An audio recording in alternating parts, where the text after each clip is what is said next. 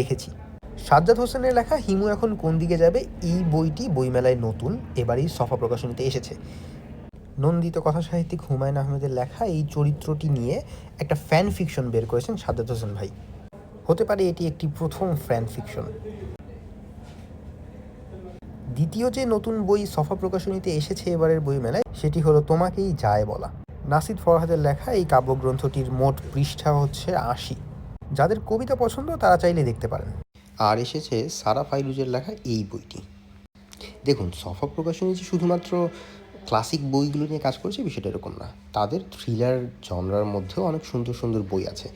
যেমন ধরেন কেইগো হিগাশিনোর The Final Curtain, Silent Parade, এছাড়া রয়েছে Rebecca, Days at Morisaki Bookshop, Days at Morisaki Bookshop, The Late show.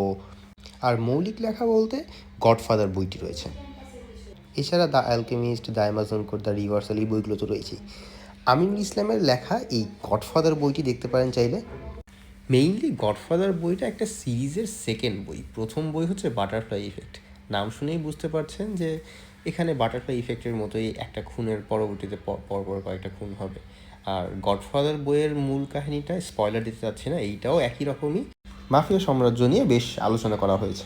এছাড়া আর দুটি বই খুব শীঘ্রই চলে আসবে। একটি হচ্ছে The Door to Door Book Store, Carsten হেনের লেখা, এই বইটি অনুবাদ করেছেন শোয়েব হোসেন। আর রয়েছে কানন মোস্তফার অনুবাদ করা বই গ্রে আফটার ডার্ক। আপাতত এই হচ্ছে সফা প্রকাশনী বইয়ের আপডেট। পরবর্তী এপিসোড জানতে চোখ রাখুন দ্য ব্রাউন স্টোরি টেলারে।